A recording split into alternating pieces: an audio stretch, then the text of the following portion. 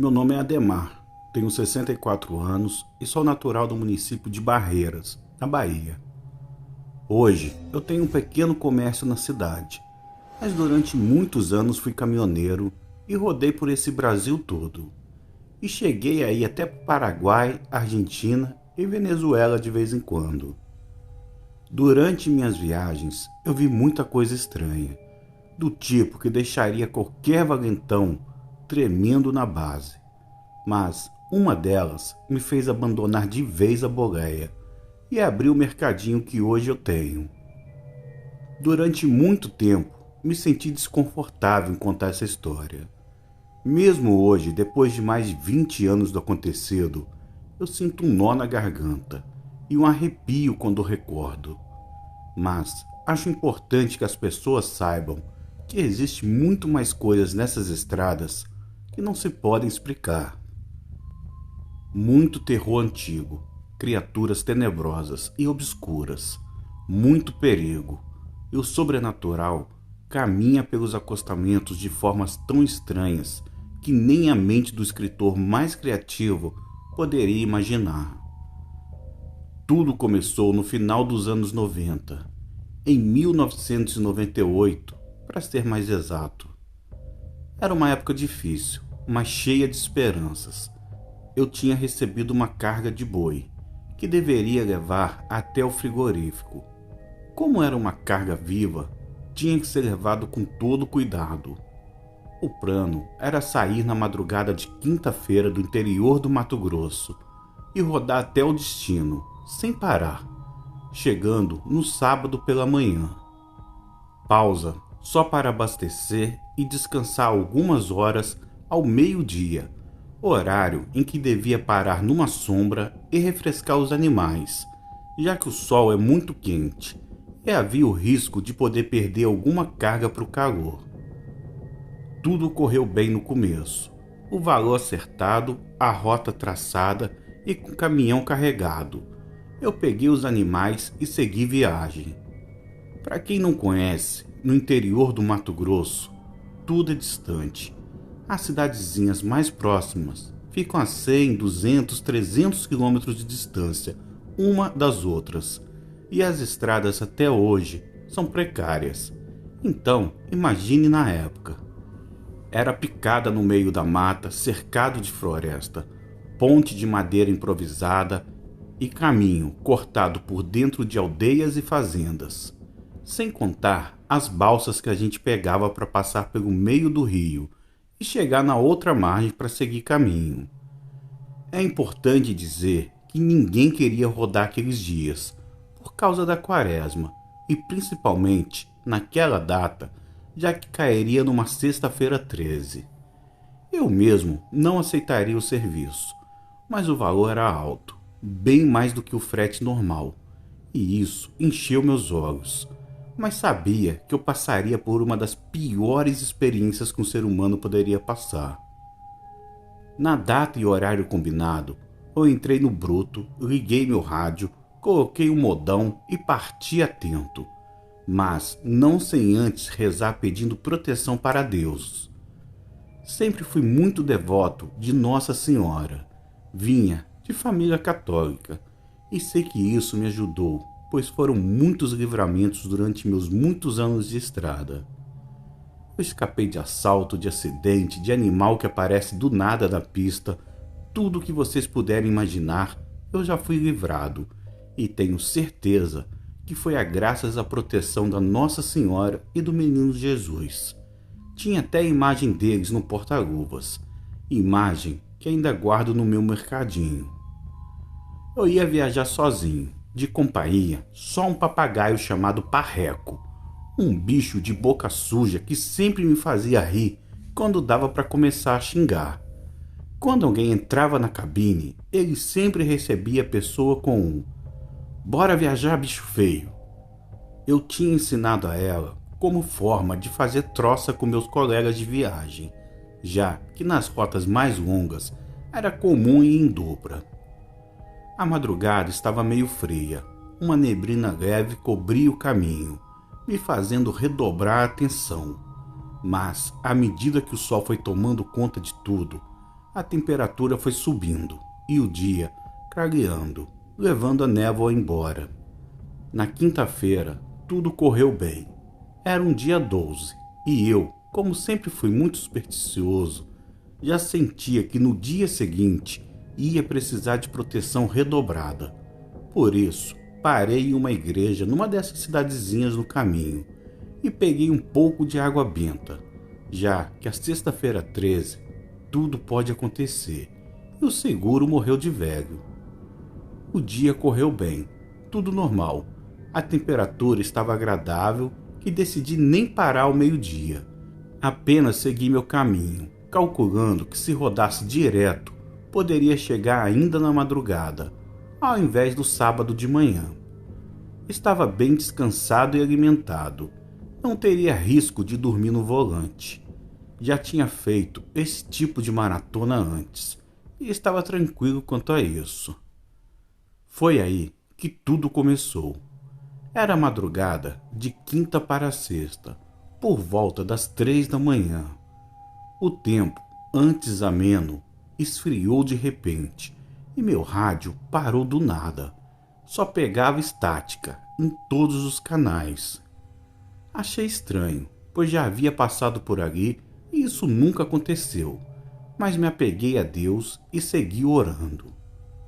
Pro meu desgosto, a neblina tinha voltado, o que me fez reduzir a velocidade e redobrar a atenção. Ia pegar mais ou menos uns 200 quilômetros de linha reta, uma parte onde podem acontecer acidentes, porque quando aquela estrada é reta, é fácil cair no sono, e isso quase sempre causa problemas. É normal você dormir sem perceber, estar de olhos abertos e do nada olhar o relógio e já viu que já se passaram 15, 20 minutos entre uma piscada e outra. A gente chamava esse sono, que vem de repentino, de pescar. Já vi companheiro do meu lado que quase bateu e nem eu percebi que ele estava dormindo, até que ouvi o ronco.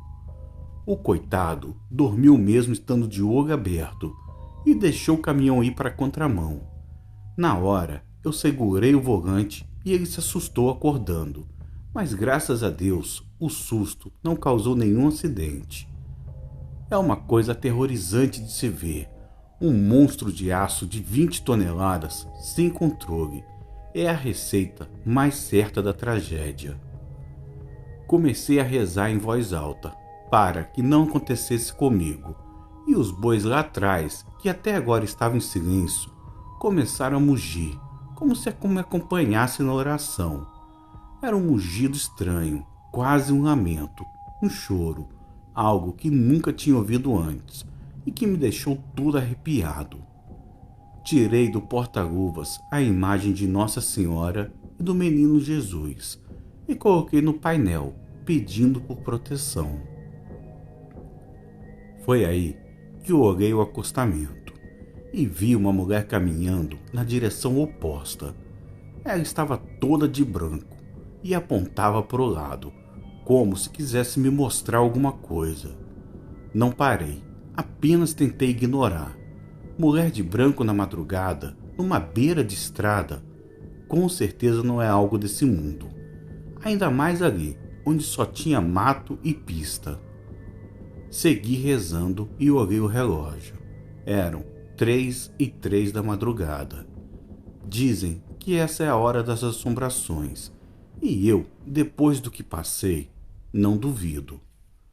Continuei na estrada mais alguns minutos, quando de repente, para minha surpresa e terror, a mesma mulher aparece caminhando. Não era outra mulher de branco, era a mesma, e fazendo o mesmo gesto. Tentei ignorar, mas a sensação de terror começou a crescer dentro de mim. Olhei mais uma vez. O relógio ainda eram 3:03, o que era impossível, já que entre a primeira e a segunda aparição dela se passaram vários minutos. Continuei o meu caminho e mais uma vez a mulher apareceu. Acelerei um pouco e ainda assim a vi mais 3 vezes. E a cada vez que eu olhava o relógio no painel, dizia 3:03. Foi aí que ouvi algo atrás de mim.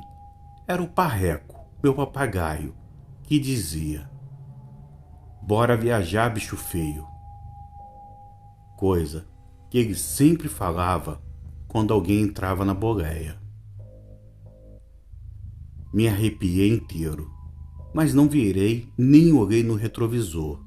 Sabe aquela sensação que tem alguém atrás de você? Era isso que eu sentia. O medo era tanto que quase me paralisava, mas alguma coisa dizia que eu não devia me virar, acontecesse o que acontecesse.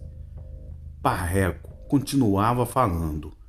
Sua voz não era aquela voz animada que os papagaios têm, mas uma voz sinistra, como se ele mesmo estivesse com medo do que via. Voltei a rezar, dessa vez mais alto ainda. Minha fé era meu escudo, e seja lá o que estivesse ali comigo, não ia me fazer mal se eu continuasse a oração. O frio aumentou e a neblina ficou ainda mais densa. Mesmo com os faróis ligados, mal conseguia ver poucos metros à frente. Uma respiração lenta e cansada se aproximou do meu ouvido, e o cheiro de carniça e morte empesteou a cabine inteira. Podia sentir a coisa bem perto da minha nuca, com seu bafo demoníaco e gélado. "Bicho feio", repetiu Parreco, como se me avisasse do que me esperava. O relógio ainda marcava o mesmo horário e eu comecei a entrar em pânico, o que piorou quando ouvi a coisa sussurrar no meu ouvido. "Filho, não vai se virar para mim?" perguntou. Era a voz da minha mãe. Eu reconheci na hora. O problema é que minha mãe havia falecido há mais de 15 anos. Reduzi mais a velocidade quando a neblina ficou mais espessa e, já tremendo, com lágrimas nos olhos e a boca seca de medo, eu fui parando no acostamento e deixando o pisca-alerta ligado. Devagar, abri a porta do caminhão e desci, pisando no barro seco da estrada. Tirei um cigarro do bolso e acendi com dificuldade, já que minhas mãos não paravam de tremer. Olhei a mata ao lado da pista e vi vários olhos vermelhos escondidos na escuridão. Era ficar ali com eles ou lá dentro, com aquela coisa. Eu rezava baixinho agora, pedindo a Deus força para passar por essa provação. Ao longe, caminhando pelo acostamento, eu vi a mesma mulher vindo em minha direção, com seu vestido branco. Consegui ver bem o rosto alvo dela e os longos cabelos escorridos caindo pelos ombros. Pensei em correr, mas para onde? Não tinha como sair dali a pé e nem como dirigir com aquela coisa lá dentro do caminhão. A mulher de branco se aproximava devagar e apontava na direção do mato enquanto caminhava. Ela deslizava como se não tocasse o chão, mas o seu imenso vestido não permitia que eu visse os seus pés. "Bora viajar, bicho feio", repetiu o papagaio. "Filho, vem com a mãe", dizia a coisa na boleia. Os olhos da mata, ainda mais brilhantes, me observavam, rosnando dessa vez. Decidi olhar em direção que a mulher apontava e vi pequenos brilhos brancos que tremiam. Eram inúmeros, como chamas de velas em uma procissão. Aos poucos, ouvi uma ladainha incompreensível e do meio da neblina apareceu uma procissão. A mulher, que agora estava a poucos metros de mim, falou quando passou ao meu lado: "Deite embaixo do caminhão e se esconda." O frio agora era quase insuportável e eu, sem pensar duas vezes, obedeci o que a aparição ordenou. Entrei embaixo do caminhão e fiquei observando quando pés esqueléticos passaram pelo meu lado e pararam, cercando o caminhão. A ladainha cada vez mais alta e incompreensível. Algumas daquelas coisas abriram a porta e entraram na cabine. Outras pularam na caçamba, para o desespero dos bois que mugiam aterrorizados. O meu papagaio repetia: "Bora viajar, bicho feio! Bora viajar, bicho feio! Bora viajar, bicho feio!" incessantemente, até que do nada parou, como se engasgasse no meio da frase. O gado agora gritava, como se fossem vozes humanas saíssem de suas bocas, vozes cheias de dor e pavor. Nunca vou esquecer aquele som, mesmo que eu viva com mais de 1000 anos e espero nunca mais ouvir coisa parecida. Fiquei ali, deitado, com a cabeça praticamente enterrada na poeira, por pelo menos meia hora, até que tudo ficou em silêncio. A neblina, aos poucos, foi dissipando, e os olhos na mata foram sumindo, como num truque macabro de mágica. Não saí logo do meu esconderijo. Esperei um tempo ainda, e quando um carro passou pela estrada, tomei coragem para levantar. Me vi sozinho, sujo e tremendo no acostamento escuro da estrada. Fui até a caçamba conferir a carga e ver se os bois ainda estavam lá. Estavam, mas com o couro todo marcado e arranhado, umas feridas que pareciam ter sido feito por garras.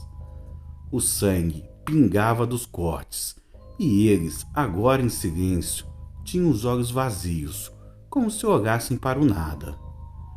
Decidido a ir embora, eu entrei na boleia e encontrei meu papagaio morto.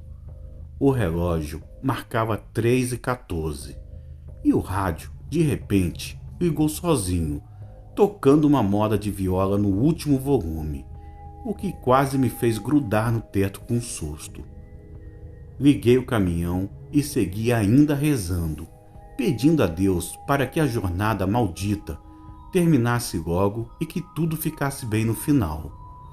Quando cheguei no meu destino, ainda tive que ouvir muita reclamação do dono da carga pelo estado dos animais.